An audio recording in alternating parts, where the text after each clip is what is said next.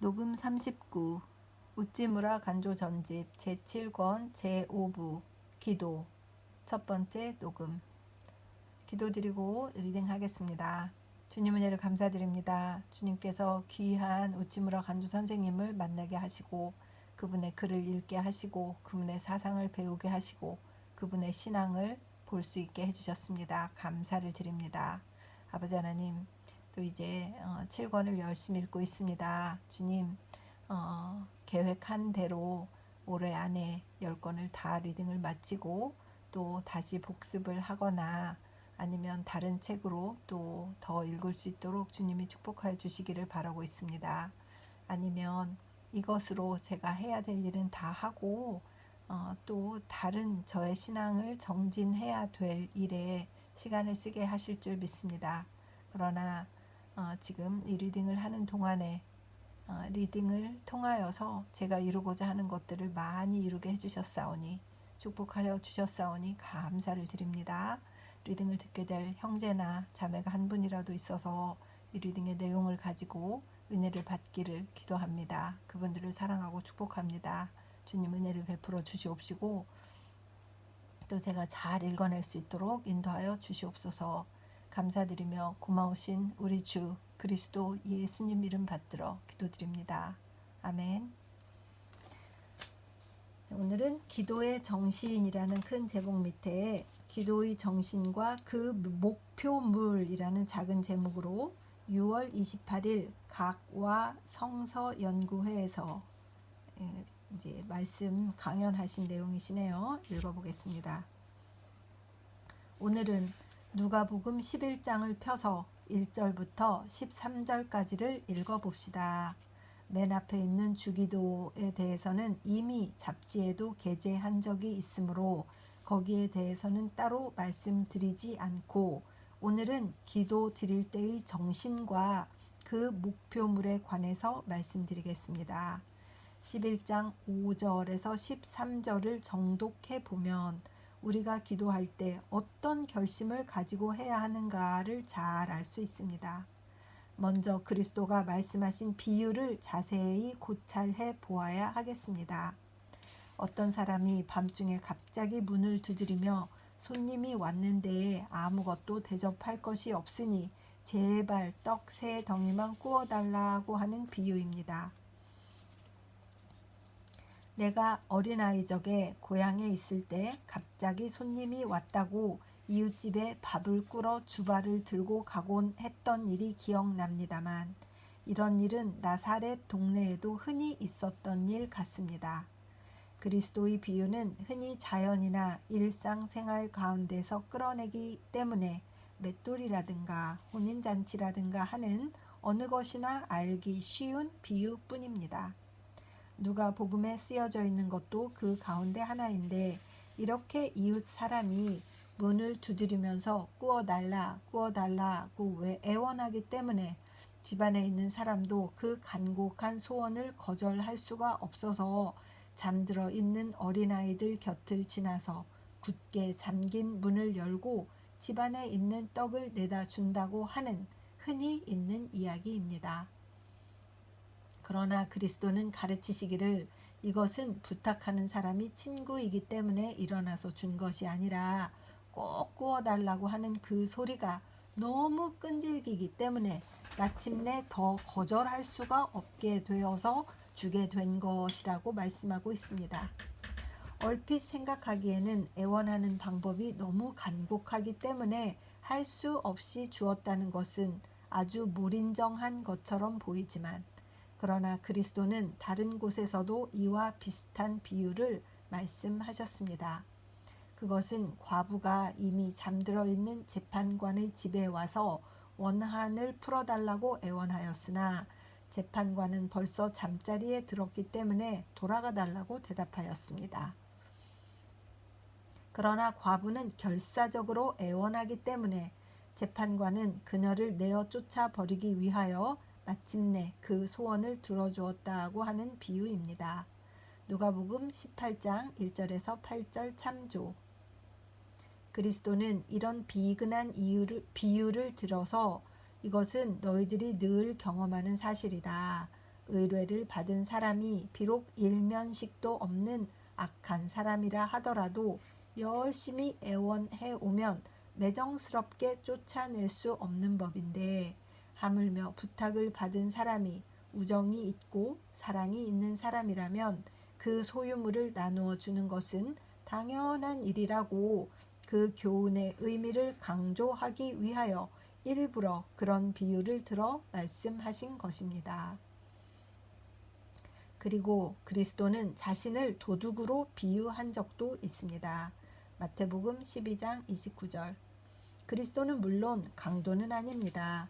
그러나 그리스도가 사랑의 밧줄로 우리를 결박하고 우리의 영혼을 포로로 삼기만 하면 그 나머지는 모두 그리스도의 것이 되고 맙니다. 이것은 마치 강도가 제일 먼저 그 집의 힘센 사람을 결박하기만 하면 그 다음은 무엇이든 원하는 대로 가져갈 수 있는 것과 같은 이치입니다. 우리는 누가복음의 이 대목을 읽고 사랑이 극진하신 하나님께서 간절한 기도를 들어주신다는 사실을 믿음과 동시에 떡 세 덩이를 위하여서도 애원하는 우리라면 하물며 생명의 근원이 되는 것을 위하여서는 한시도 기도하기를 게을리 하지 말아야 된다는 것을 절실히 깨닫게 됩니다. 간절한 소원, 그것이 큰 힘이라는 것입니다. 기도를 할 때 우리는 끈질기게 집념 깊게 매달려야만 하는 것입니다. 그러면 무엇을 기원할까요? 이것은 11장 11절 이하를 읽어 내려가면 금방 알 수 있습니다. 괄호 열고, 전갈이라는 것은 영어로 스콜피온으로 독충입니다. 괄호 닫고, 너희가 악할지라도 자녀에게는 좋은 것들을 줄 알고 있거든. 하물며 하늘에 계신 너희 아버지께서 구하는 사람에게 성령을 주시지 않겠느냐고 합니다. 이렇게 보면 기독교 신자의 기도의 목표가 무엇인가는 뚜렷해집니다. 괄호 열고, 마태복음 7장에도 같은 내용이 있으나 거기에는 성령이라는 말은 없습니다. 괄호 닫고, 많은 사람들은 자식이 방탕한 짓을 그만두도록 기도하고 있는 사람도 있습니다. 또는 아버지가 어서 술을 끊게 해달라고 기도하는 사람도 있습니다. 돈을 많이 벌게 해달라고 소원하는 사람도 있습니다. 그러다가 기도가 응답되지 아니할 때에는 하나님도 별 수 없다고 기도 무효론을 퍼뜨리고 다니는 사람이 더러 있습니다만, 그러나 이것은 크게 잘못된 생각입니다. 하나님은 제일 좋은 것을 주시려고 우리들이 오기를 기다리고 계십니다. 하늘에 계신 아버지께서 구하는 사람에게 성령을 주시지 않겠느냐 하는 이 한마디를 잊어서는 안 됩니다. 자식이 방탕을 그만두는 것도, 아버지가 술을 끊는 것도, 시험에 합격하는 것도, 좋은 친구를 얻는 것도 다 좋은 것이기는 하지만, 그러나 하나님의 눈으로 보면 성령이라는 가장 좋은 선물이 그 수중에 있는 것입니다. 이 선물을 받아야 되겠다는 것을 잊어버리고 다른 작은 것을 받으려고만 하는 것은 지나친 겸손이 아닙니까? 그렇다면 무엇 때문에 성령이 이다지도 고마운 것일까요? 첫째, 우리는 모두 성령을 받음으로써 우리의 깊은 죄를 깨닫게 되며 하나님의 은혜가 얼마나 큰가를 알게 되며 하나님이 인류를 위해 예비해 두신 모든 은총 중에 은총, 곧 그리스도가 이 세상에 오신 의미를 깨닫게 되는 것입니다. 이리하여 인생 문제도 알게 되고 우주의 문제도 풀리게 됩니다. 아들에 대한 관계, 부모와 친구에 대한 의무는 물론 아무 힘도 들이지 않고 저절로 알 수 있게 됩니다. 만일 성령의 은사가 우리에게 임하셔서 깊고도 높은 큰 문제가 해석되기만 하면 의식, 건강, 가정 문제 등은 새삼스럽게 배우지 않더라도 저절로 분명히 풀리게 되는 것입니다.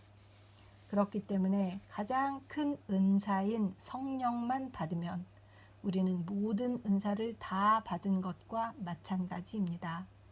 이 첫째가는 은사를 받으려면 앞서도 말한 바와 같이 온 정성을 다하여 열심히 기도할 따름입니다. 억지로라도 떡을 꾸고자 하는 마음으로 기도하기만 하면 하나님은 반드시 성령을 부어 주실 것임에 틀림없습니다.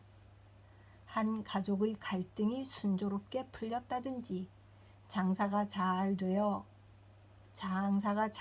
간다고 해서 우리가 가장 하나님의 사랑을 받는 사람이라고 생각해서는 안 됩니다. 어떤 종류의 신자는 그 정도로 만족하는지 모르지만 그러나 하나님의 사랑은 확실히 그런 것 이상이며 그것 이상의 이상입니다. 박정하신 하나님이 우리 아들을 데려가고 우리 집을 망하게 하였다고 불평을 늘어놓고 있을 때 성령은 호련히 어디로부터인지 강림하십니다. 바람은 불고 싶은 대로 분다. 네가 그 소리는 들어도 어디서 와서 어디로 가는지 모른다. 성령으로 난 사람은 다 이와 같다. 요한복음 3장 8절고 했습니다. 우리가 실패에 실패를 거듭하고 실망에 실망을 더해서 어찌할 바를 몰라 멍하니 있을 때 성령이 바람처럼 우리에게 들어오고 마음의 눈이 열리면 이처럼 유쾌한 것은 없습니다. 그러므로 우리들의 기원은 세상 사람들의 그것을 모방해서 사회 개량이라든가 국가 부강이라고 하는 차원에 머물러 있어서는 안 됩니다. 이런 것은 분실물을 찾으려고 본 원사 부처에게 절하는 노인, 할머니들의 기원과 50보, 100보의 차이입니다. 우리들의 소망은 아버지를 보여주십시오. 그리하면 족합니다. 하는 것입니다. 즉, 우리들은 어떻게 해서든지 하나님 자신을 심중에 모셔야 합니다. 이 목적에 이를 수 없다면 우리는 살아도 산 보람이 없는 동물입니다. 가정의 평화나 국가의 부강 따위는 이에 비하면 아무것도 아니며 말하자면 분토에나 비길 수 있는 것입니다. 그리스도는 무엇 때문에 이 세상에 강림하셨습니까? 그리스도는 무엇 때문에 십자가에 달리셨습니까?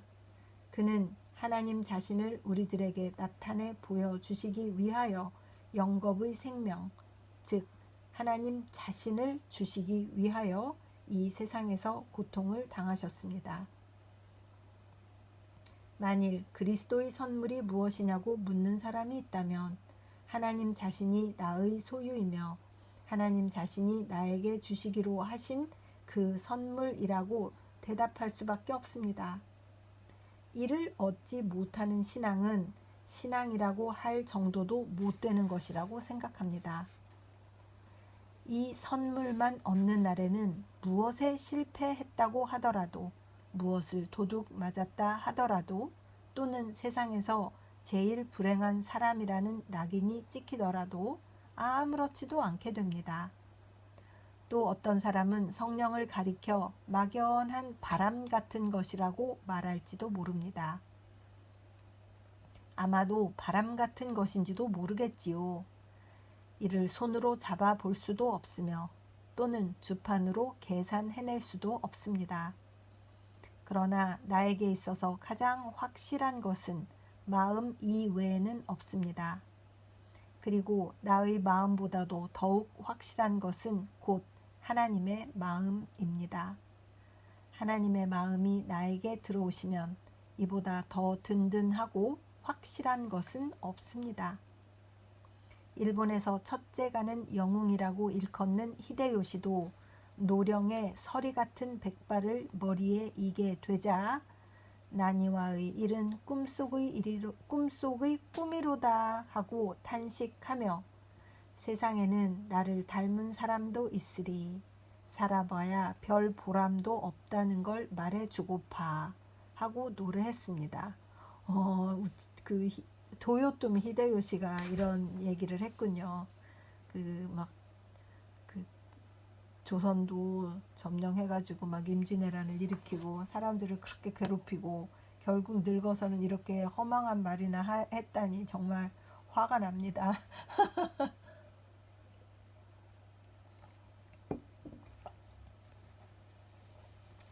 얼마나 덧없는 노래입니까? 우리가 비록 보잘것없지만 하나님의 성령이 임하시면 난이와의 일은 결코 꿈속의 꿈은 아닌 것입니다. 성령을 받지 않은 사람이야말로 일어나 있어도 사실은 자고 있는 사람입니다. 참된 자각이라고 하는 것은 불교 같은 데서 말하는 오도는 아닙니다. 세상이 무너져도 나 혼자 남는다고 하는 자각은 좌선을 하면 일체가 소멸되어 유쾌해진다고 하는 경지와는 전혀 다릅니다. 좌선을 한다거나 또는 화엄 폭포에 떨어질 때의 평화는 평화라는 말을 붙이면 평화일는지는 모르지만 그러나 이것은 오히려 일종의 도취라고 해야 할 성질의 것입니다. 죽음에 도취된다고 함이 곧 이를 두고 한 말입니다. 나 자신도 성령이라는 막연하기가 바람 같은 것보다는 차라리 실물인 밥 한 그릇이 더 소원이라고 말하던 시절이 있었습니다. 또한 성령이라는 영자는 사령, 생령 등과 같이 유령 쪽에 가까운 글자이기 때문에 일본 사람들에게 그다지 달갑게 생각되지 않는 것도 무리는 아니겠습니다만 그러나 성령에 대해서는 성서에 거듭 언급이 되어 있는 바이며 이 성령으로 말미암아 하나님과 그리스도가 우리 안에 거하시게 되는 것입니다. 그리스도를 이상적인 인물로서 숭배하면 저절로 그리스도와 같은 사람이 될 수 있다고 말하는 사람도 있습니다. 정말 인류의 왕이신 그리스도를 숭배하여 그 감화를 받는 것도 하나의 좋은 방법임에는 틀림없겠으나 다만 우리가 그리스도의 살과 피를 내 것으로 삼으려면 그리스도를 하나의 영웅으로 숭배하는 정도로는 부족합니다. 직접 성령 자신에 의하여 그리스도를 우리의 마음속에 불지피지 않으면 안 됩니다. 자연이나 문학이나 철학, 기타 모든 사상도 귀한 것임에는 틀림없지만 그러나 하나님 자신과 비교해 보면 제로, 0에 불과합니다. 성령을 받지 못하면 우리의 말로는 살아봐야 별 보람없음을 말해주고파 하는 허무한 애가로 사라지고 마는 것입니다. 얼마나 덧없는 일이겠습니까? 대다수의 사람들은 내게는 열심이 없다, 아무래도 신앙이 부족하다고 탄식만 하고 있습니다. 그것은 당연합니다. 본래 우리는 무력한 사람들입니다. 무력한 사람이기는 하지만 그러나 억지로라도 떡 세 덩이를 꾸고자 하는 그 열심, 억지로라도 재판관에게 울며 매달리는 그 용기를 가지고 기원하기만 하면 사랑 중에 사랑이신 하나님은 반드시 그 소원을 들어주시고야 말 것입니다. 이를 의심하는 사람은 한평생 무력한 사람이 되어 흙으로 되돌아가고 말 것입니다. 우리가 그리스도의 도덕을 칭송이나 하고 있는 동안은 매우 하찮은 존재일 따름입니다. 성서를 하나의 대문학으로 알고 반 취미삼아 성서의 비평을 가하고 있는 동안은 매우 보잘것없는 사람에 불과합니다. 나도 이때까지는 전도라고 하면 글자 그대로 도를 전하는 것인 줄로만 여겨왔습니다만 이것이 매우 큰 잘못이라는 것을 최근에야 깨달았습니다. 요한복음 1장 12절에서 13절에 그를 영접한 사람들, 곧 그의 이름을 믿는 사람들에게는 하나님의 자녀가 되는 특권을 주셨으니 이 사람들은 혈통으로나 육정으로나 인간의 의욕으로 난 것이 아니라 하나님께로부터 난 것이다 라고 쓰여 있습니다. 그리스도를 믿는 사람이란 그리스도를 받아들여 그 이름을 믿음으로 그 능력을 부여받는 사람입니다. 원래 하나님에게 지음을 받았기 때문에 우리가 하나님의 자녀라고 불리어지는 것은 아닙니다. 그리스도를 믿어 하나님의 능력을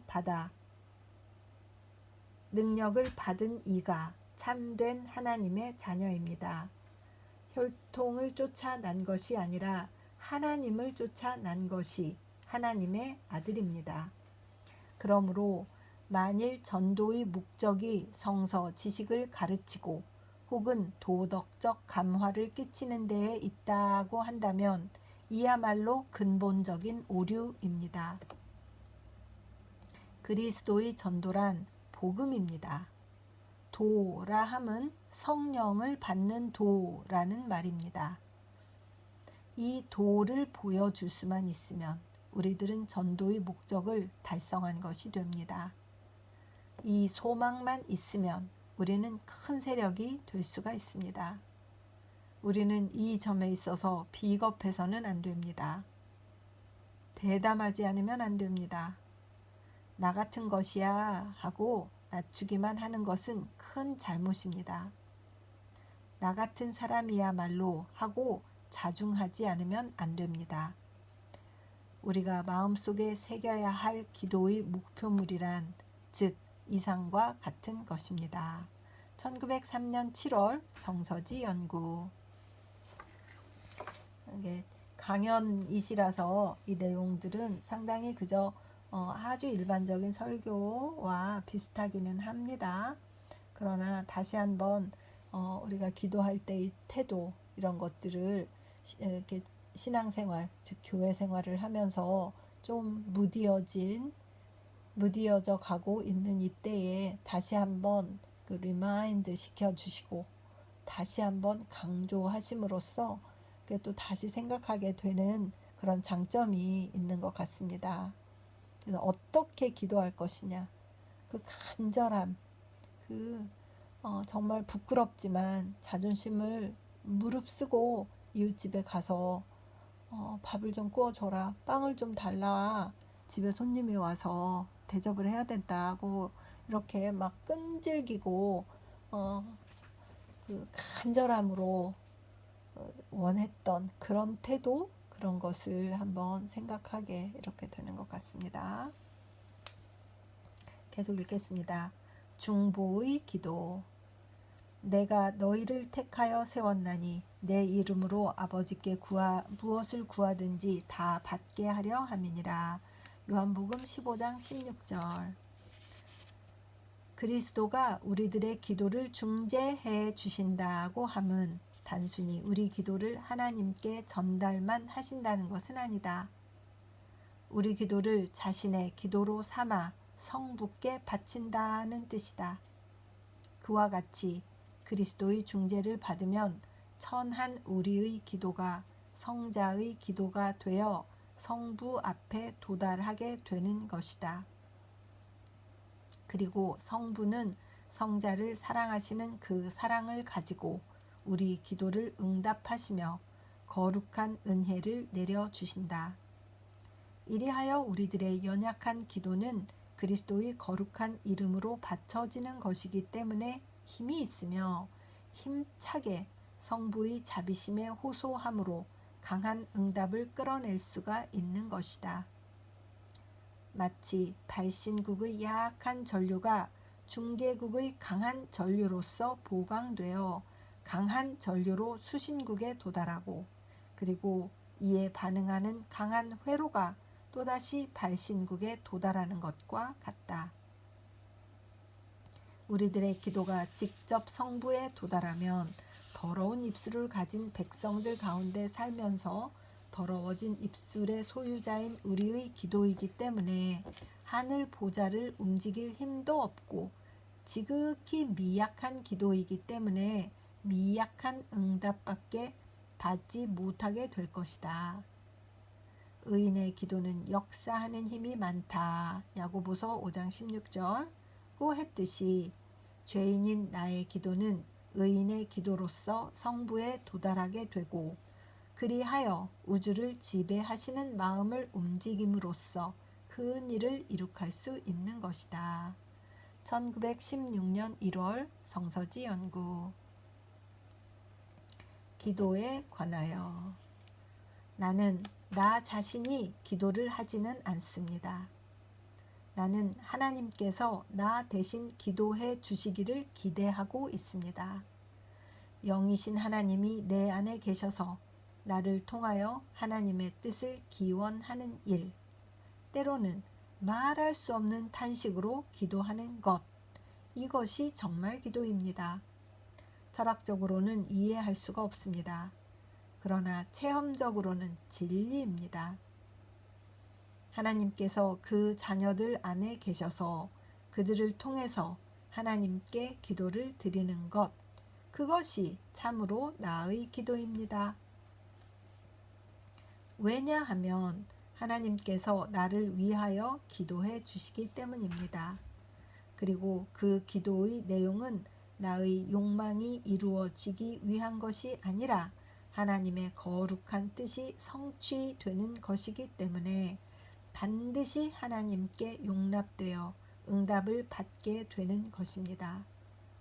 자기를 부인하는 일은 하나님께 기도드릴 때조차도 필요합니다. 우리는 하나님께 하나님이 우리들을 대신해서 기도해 주시도록 기도해야 합니다. 1923년 12월 성서지 연구. 이런 태도로 기도해야 되는데 참 멋있습니다. 하나님께서 내가 기도해야 될 것을 기도하게 부탁드리는 것, 내가 하는 것이 아닌 영이신 하나님이 하시는 것.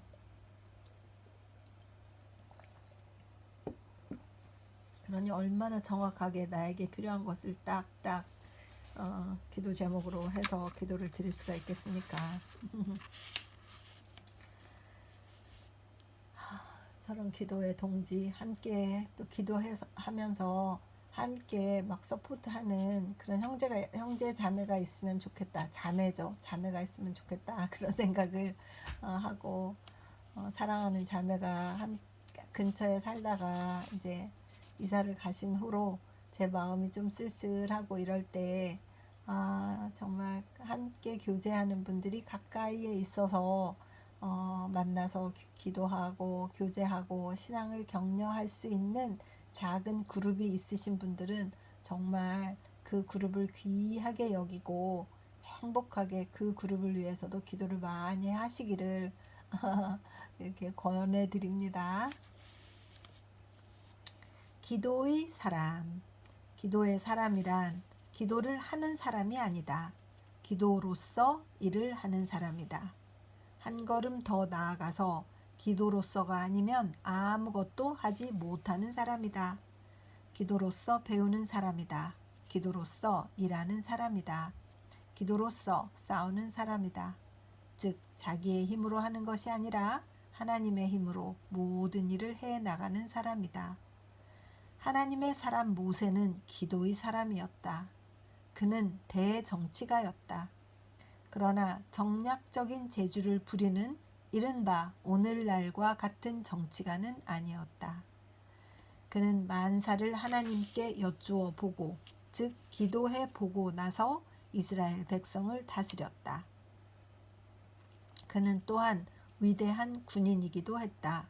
그러나 스스로 진두지휘하는 군인은 아니었다. 하나님께 기도하여 하나님의 힘으로 적을 무찌르는 군인이었다. 저는 이 모세를 정치가라고 했을 때 지금의 정치가들과 비교할 때 말이죠. 가장 큰 다른 점은 모세는 안 하려고 했다는 거예요. 그것을. 그죠? 저 안 하겠어요. 저를 보내지 마세요. 나는 혀가 굳은 사람이에요. 막 이러면서 누가 내가 나 같은 사람 말을 듣겠습니까? 막 이러면서 끝까지 막 3번인가 거부하다가 하나님이 아론 있잖아. 아론 시켜서 말하게 하고 너는 내가 시키는 대로만 해. 이렇게 해서 하나님이 막 딱 강요하셔가지고 시키셨잖아요. 지금의 정치가들은 서로 다 자기가 하겠다고 내가 아니면 안 된다고 하면서 막 나서는 사람들이잖아요. 저는 거기에 가장 큰 차이가 있구나라고 생각합니다.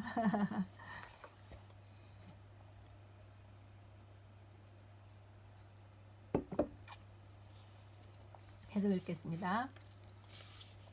그 모세는 기도로 정치한 사람. 그렇죠? 무슨 일만 있으면 정말 엎드렸다고 하는 그 모세의 모세오경 그걸 읽으면 정말 막 눈물이 막 나 신명기 읽을 때는 막 눈물이 막 저 신명기 마지막쯤 읽을 때 정말 눈물을 엄청 많이 흘렸었던 것 같아요.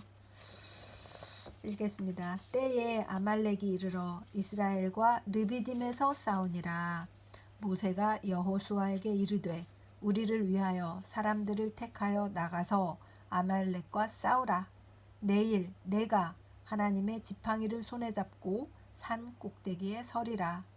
여호수아가 모세의 말대로 행하여 아말렉과 싸우고 모세와 아론과 훌은 산 꼭대기에 올라가서 모세가 손을 들면 이스라엘이 이기고 손을 내리면 아말렉이 이기더니 모세의 팔이 피곤함에 그들이 돌을 가져다가 모세의 아래에 놓아 그로 그 위에 앉게 하고 아론과 훌이 하나는 이 편에서 하나는 저 편에서 모세의 손을 붙들어 올렸더니 그 손이 해가 지도록 내려오지 아니한지라. 여호수아가 칼날로 아말렉과 그 백성을 쳐서 파하니라. 출애굽기 17장 8절에서 13절. 여기에 보면 하나님의 사람이 기도로 전쟁을 했다. 그의 기도가 늦추어졌을 때 그의 편은 패했고 기도가 뜨거울 때는 그들이 이겼다. 여호수아의 칼날로서가 아니라 모세의 기도로 이스라엘 사람들은 아말렉 군사를 무찔렀던 것이다. 혹은 병거, 혹은 말을 의지하나 우리는 여호와 우리 하나님의 이름을 자랑하리로다. 시편 20편 7절 하고 이스라엘의 시인은 노래했다. 정의의 전쟁은 군대의 군함으로 싸우는 것이 아니다. 하나님의 사람의 열성 어린 기도로 싸워야 되는 것이다. 물론 기도의 사람이라고 해서 사람 얼굴만 보면 곧 엎드려 하나님께 기도하는 이른바 오늘날의 종교가와 같은 일을 일컫는 것은 아니다. 그들은 하나님이 들어주시기를 바라고 기도하는 것이 아니다. 연극하듯이 사람의 마음을 움직이려고 슬픈 목소리를 지어서 기도를 한다. 또 기도의 사람이라고 해서 높은 강단에 서서 전지 만물을 지으신 참되신 하나님이여 하고 큰 소리로 외치며 하나님을 향해 연설을 하는 오늘날의 목사나 설교자를 말하는 것은 아니다. 그들의 기도는 하나님이 들어주시기를 바라고 하는 기도가 아니라 사람이 들어주기를 바라고 하는 연설이다. 당연하지. 저도 어렸을 때 믿은 지 얼마 안 됐을 때였는데 그때 저희 학교에서 영락교회로 그 기독교 학생들 우리 이제 수양회 같은 거 여름방학 때 하니까 갔던 것 같아요. 영락교회라고 좀 생각이 들어요. 정말 막 아름답고 막 엄청 크더라고요. 그래서 이렇게 앉아서 예배를 하루 드리고 왔는데 수요 예배였던가 그런 것 같은데 그 대표 기도를 수요일에도 하시는데 아주 막 기도가 하나님한테 연설을 하시더라고요. 그 장로님이라고 하는 분이 정말 사람들이 얼마나 자기가 기도를 잘하는지 들어보라 하는 태도로 기도하는 것을 보고 그 어린 마음에도 굉장히 거부감을 가졌었어요. 저는 원래 그 후로 이 큰 교회를 가는 것을 굉장히 꺼려하고 큰 교회를 가지 않는 것을 저희 신앙생활, 기도 생활, 그러니까 종교인으로서 왜 크리스찬으로서 신앙생활을 하면서 대충 이렇게 자기가 결정하는 바운더리가 있잖아요. 그래서 저는 대형 교회는 가지 않겠다라고. 그래서 너무 또 작은 교회를 나가다가 지쳐가지고 막 이렇게 너무 지쳐, 일이 너무 많아, 막 이렇게 한 적은 있었습니다만 적어도 하나님을 향해서 연설하는 그런 사람들이 있는 교회는 내가 가지 않겠다 이렇게 정했던 게 그때 그 대학교 다닐 때 영락교회 한 장로님의 하나님께 막 연설을 하는 그런 기도를 보고 내린 결정이었다는 그런 생각이 다시 납니다. 계속 읽겠습니다. 기도의 사람이란 울부짖는 것 밖에는 아무것도 못하는 무위무능한 오늘날의 종교가들 같은 따위는 아니다. 이런 사람들은 기도의 사람이 아니다. 교회의 고용인인 것이다. 기도의 사람이란 기도에 참된 힘이 있다는 것을 확인하는 사람이다. 천지를 움직일 수 있는 실력이 기도에 있다는 것을 믿어 의심치 않는 사람이다. 우주의 최대 세력을 잡은 영의 하나님을 알고 영적인 성실로서 하나님께 다가가서 그분께 초자연적인 능력을 간구하는 사람이다. 그리고 하나님은 어떤 사람에게는 이런 힘을 부여해 주셨다. 다시 말하면 우주의 영으로부터 자연적인 것 이상의 능력을 얻은 힘을 부여해 주셨다. 모세나 엘리야 같은 사람은 이런 사람이었다. 그들은 인류 가운데서 가장 축복받은 사람들이었다. 그들이 기도의 힘을 비는 것은 만군의 힘을 비는 것보다 더 강하다. 그들은 제왕의 장악한 모든 정권이나 금력이나 군사력을 가지고도 해낼 수 없는 큰 일을 해낼 수 있는 사람들이다. 그리고 그들뿐만 아니라 누구든지 하나님께 구하기만 하면 기도의 사람이 될 수 있다.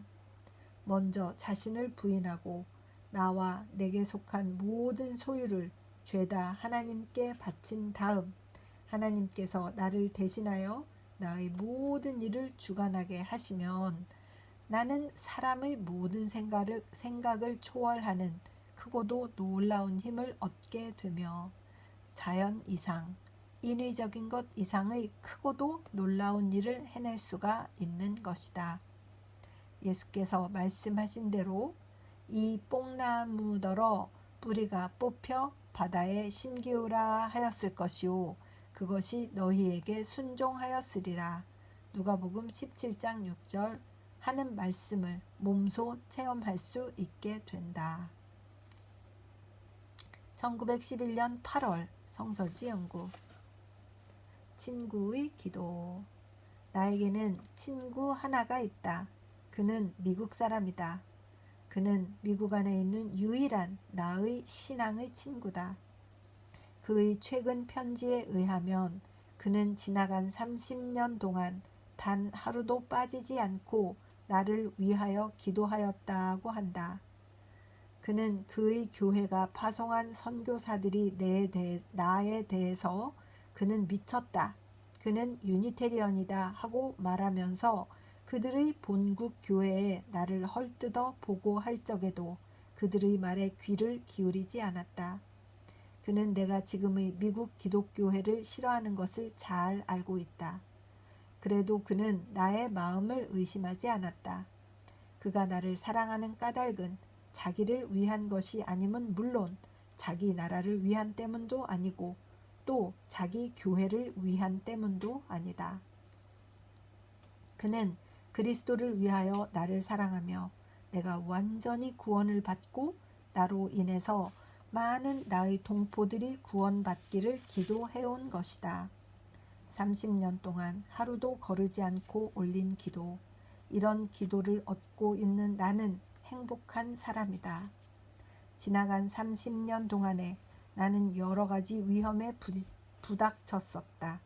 신체의 위험, 명예의 위험, 영적인 위험 등이 꼬리를 물고 나에게 닥쳐왔다. 그러나 그 어느 것도 나를 넘어뜨리지 못하였다. 어떤 분이 나를 붙들어 주셨다. 나에 대한 원수의 계획은 실패하고 말았다. 무엇보다도 내가 최초로 얻은 단순한 복음적 신앙은 지금까지 지속해 왔다. 어떠한 회의적인 사상도 이를 무너뜨리지는 못하였다. 이것은 무엇 때문일까? 나는 그 이유를 설명해 낼 수가 없었다. 그러나 이제는 알겠다. 내 친구의 끊임없는 기도가 가장 큰 이유였음을. 그의 기도가 나의 육신과 영혼을 지켜 주었기 때문에 악마가 나를 삼킬 수가 없었던 것이다. 그러므로 나는 나의 친구에게 회신을 써 보내기를 만일 장차 올 대결산의 날에 괄호 열고 그는 상인이었기 때문에 내가 일부러 이 말을 썼다. 괄호 닫고 만일 장차 올 최후의 결산일에 무슨 좋은 업적이 나의 대변 즉 크레딧 사이트에 기입된다고 하면 그 가운데서 대부분은 그대가 차지해야 한다고 했다. 틀림없이 하늘의 장부에는 나의 사업의 대부분이 그의 사업으로 기입될 것이다. 나는 여호수아처럼 싸움터에 서고 그는 모세처럼 언덕 위에 서서 기도했기 때문에 우리들의 싸움은 승리를 거둔 것이다. 출애굽기 17장. 그가 누구일까? 그것은 나든지 그 사람이든지 둘 중의 하나가 잠들고 난 후에 밝혀질 것이다. 1916년 12월 성서지 연구. 그래서 그분이 누구였냐면 D.C. 벨이라는 미국 분이었어요. 그 다음 책에 나오네요. 기도의 효력에 이제 그분에 대해서 나오세요. 이분이 두 분이 다 돌아가셨으니까 이렇게 썼나 봐요.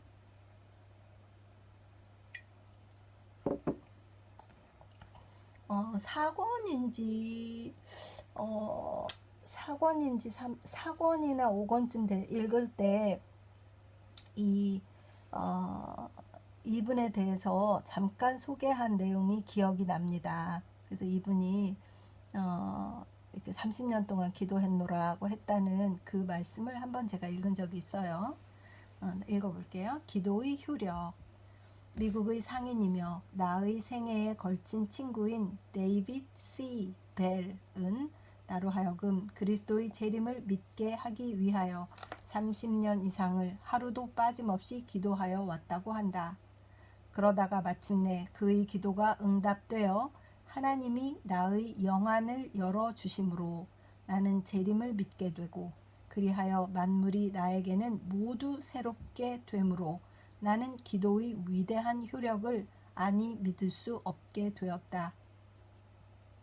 신학자들이 제기하는 어떠한 논증도 기독교의 이 중심 교리를 나에게 확신시켜 주지 못하였을 것이다.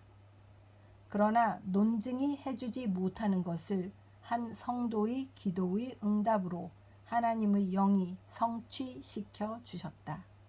놀라운 것은 신앙으로 드린 기도의 힘이다. 이상은 내가 어떻게 해서 그리스도의 재림을 믿을 수 있게 되었는가고 나에게 물어온 데 대한 나의 대답이다. 덧붙여서 말한다. D.C. 벨은 전 미네소타주 미니아폴리스 시민이었으며 지금은 은퇴해서 태평양 연안 모처에 있다. 성서지 연구의 오늘이 있게 된 것은 그에게 힘입은 바가 심히 크다. 그러나 그는 이 세상의 물질을 가지고 나를 도운 것이 아니라 신앙의 기도로 도왔다. 이것이 내가 특별히 그에게 감사하는 이유다. 1918년 8월 성서지 연구. 기도의 즐거움. 기도는 의무가 아니다. 즐거움이다. 하나님과 교제하는 일이다. 아버지와 이야기하는 일이다. 나의 모든 소원을 가지고 그에게 접근하는 것이다. 이보다 더한 즐거움이 달리 있을 턱이 없다. 그리고 다른 사람을 위하여 기도하는 것이 나 자신을 위하여 기도하는 것보다 더 즐겁다. 무엇보다도 먼저 하나님을 위하여 기도한다. 하나님의 영광이 드러나기를 기도한다. 다음으로 친구를 위해서 기도한다.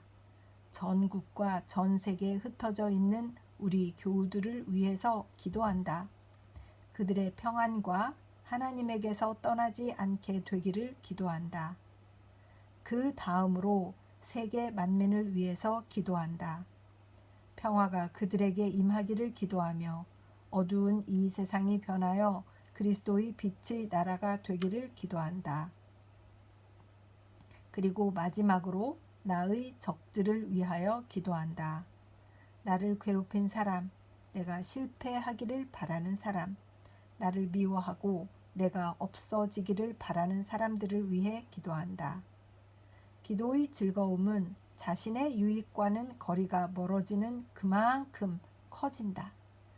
기도에서 즐거움을 발견하지 못하는 까닭은 자신의 이익만을 위해 하나님께 호소하기 때문이다. 하나님의 마음을 가지고 기도하지 않고는 즐겁게 하나님과 교제할 수 없다. 하나님은 사랑이시다. 그 사랑을 가지고 그분께 다가갈 때 기도는 최대의 즐거움이 아닐 수 없다. 1917년 2월 성서지 영구. 그래서 오늘은 여기까지 기도의 첫 번째 리딩을 마쳤습니다.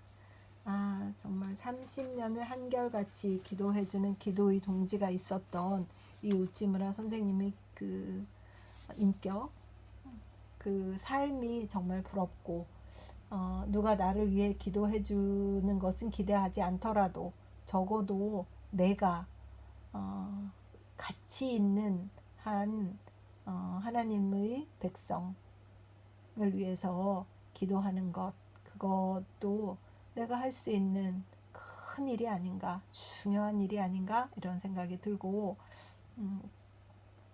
또 다시 기억하면서 기도해야 될 사람들의 얼굴이 이렇게 스쳐가는 것 같습니다. 여러분들도 중보 기도 누구를 위해서 정말 기도하는 그런 신앙생활을 영위하셨으면 참 좋겠습니다. 기도드리겠습니다.